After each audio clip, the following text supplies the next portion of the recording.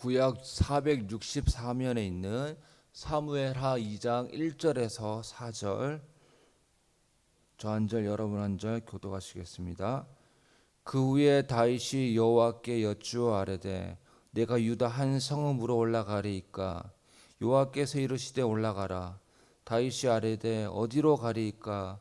이르시되 헤브론으로 갈지니라.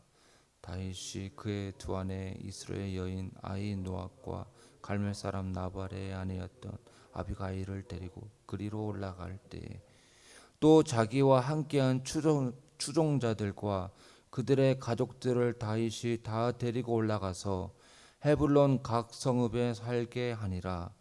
유다 사람들이 와서 거기서 다윗에게 기름을 부어 유다 족속의 왕으로 삼았더라. 어떤 사람이 다윗에게 말하여 이르되 사울을 장사한 사람은 길르앗 야베스 사람들이니이다 하며. 네, 오늘 본문 1절에 보면 그 후에라고 시작을 합니다. 그러면 그 전에는 다윗은 시글락에서 1년 4개월을 거주하였습니다. 이 시글락이라는 도시는 다윗이 나중에 점령하여 이스라엘에 속한 땅이 되지만 이 본문이 쓰여졌을 이 당시에는 블레셋 지파의 한 성읍으로 이방 땅이었습니다.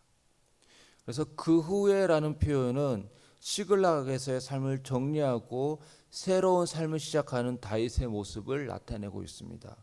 그 전에는 이방 땅 시글락에 왜 살았습니까? 사울을 피하기 위해서 도망자 신세였죠. 하지만 사울이 죽었기 때문에 그의 고국으로 이스라엘 땅으로 돌아왔습니다. 그 전에는 시글락에서 도망자 신세였고 힘도 없는 자였지만은 이제는 그렇지 않습니다.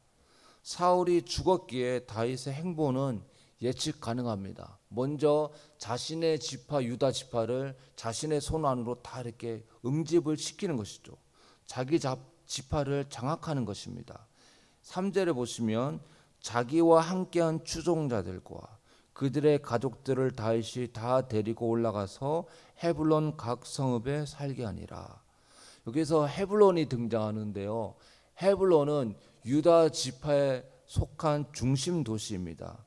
중심 도시에 그의 추종자들과 가족들을 살게 했고 4절에 보시면 다윗은 왕이 됩니다.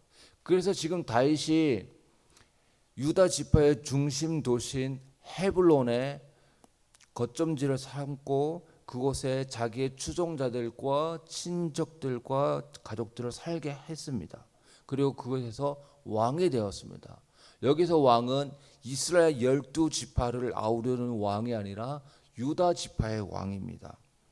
그리고 나머지 11지파는 사울의 아들 이스보셋이 왕으로 삼으며 그를 따르고 있었습니다. 그래서 다윗은 유다 지파의 왕이고 나머지 11지파는 사울의 아들 이스보셋이 다스리고 있었습니다. 그리고 오늘 본문 이후에는 다윗이 11지파를 어떻게 점령하고 장악하여 마침내 온 이스라엘 12지파의 왕이 되는지를 쭉 묘사하고 있습니다. 이런 상황에서 다윗이 어떻게 행하는지를 주목했으면 좋겠습니다. 1절에 보시면 그 후에 다윗이 여호와께 여쭈어 아뢰되 내가 유다 한 성읍으로 가리이까. 여호와께서 이르시되 올라가라. 다윗이 아뢰되 어디로 가리이까. 이르시되 헤브론으로 갈지니라. 여기서 다윗은 여호와께 두 번이나 기도하고 있고 아뢰고 있습니다. 그가 기도한 내용은 첫 번째로 유다의 한 성읍으로 가리이까. 지금 시글락에 거주하고 있는데 사울이 죽었는데 그러니까 이제 도망자 신세가 더 이상 아니니까 유다의 지파로 도시로 가는 것은 당연한 것인데 질문하고 묻고 있죠.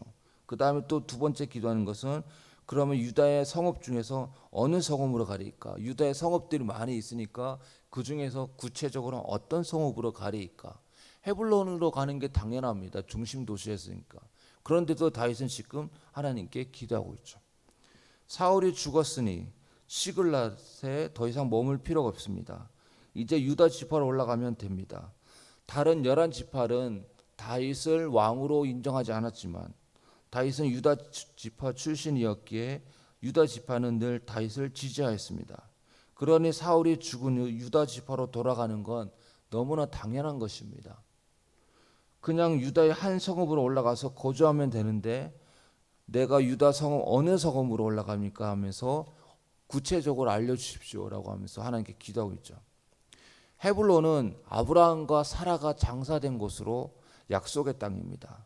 또한 예루살렘에서 멀지 않은 곳이기에 헤블론에 거주하는 게 전략적으로 옳습니다. 그러니 그냥 헤블론에 거주하는 게 누가 봐도 당연한 것이지만 그럼에도 불구하고 굳이 유다 성읍으로 갑니까? 그래 가라. 그럼 유다 성읍 중에 어느 성읍으로 갑니까? 헤블론으로 가라. 이렇게 하나님께 묻고 있는 것이죠. 다윗이 다른 때에는 하나님께 기도하지 않았을까요? 저는 분명히 다른 때에도 위급하고 어려운 상황에서도 다윗은 기도하였을 것입니다. 다른 때에도 하나님께 묻고 행동하였을 것입니다. 그런데 오늘 본문에서는 다윗이 하나님께 아뢰는 것을 강조합니다.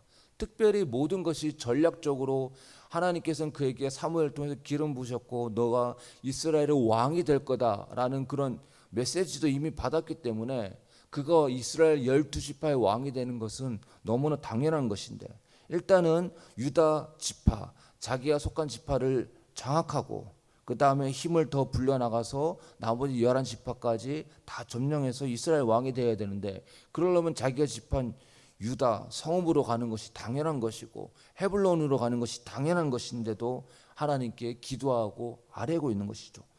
모든 것이 명확하고 모든 것이 분명한데 이거는 물을 필요도 없고 전략적으로 그렇게 하는 것이 누가 봐도 당연한 것인데 하나님께 기도하며 하나님의 인도하심을 구하고 있다는 것입니다. 다윗은 모든 것이 명확해도 하나님의 뜻을 묻고 하나님의 뜻을 기다렸습니다. 기도를 통해 하나님의 뜻을 물으며 하나님의 뜻을 따르기 원했습니다. 다윗을 보면서 떠오르는 구절이 하나 있습니다. 잠언 3장 6절인데요. 너는 범사에 그를 인정하라. 그리하면 내 길을 지도하시리라. 여기서 보면 범사에 하나님을 인정하라고 했습니다.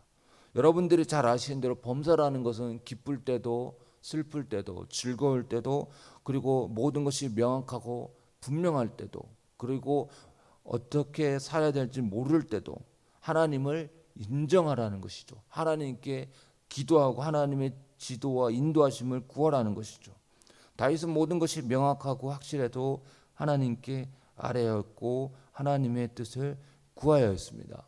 자신의 생각과 계획과 뜻대로 움직이기보다는 하나님께 기도하며 움직였습니다.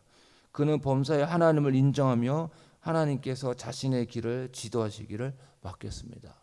그래서 오늘 이 하루도 정말 모든 것이 명확할 때에도 기도하고 하나님의 뜻을 구하고 그리고 모든 것이 명확하지 않을 때도 기도하고 하나님의 뜻을 구하고 그래야 해서 범사에 하나님을 인정할 수 있는 그리하여 하나님께서 우리의 길을 지도하시는 것을 오늘 하루도 경험하실 수 있는 저와 여러분 되실 수 있기를 바랍니다. 기도하겠습니다.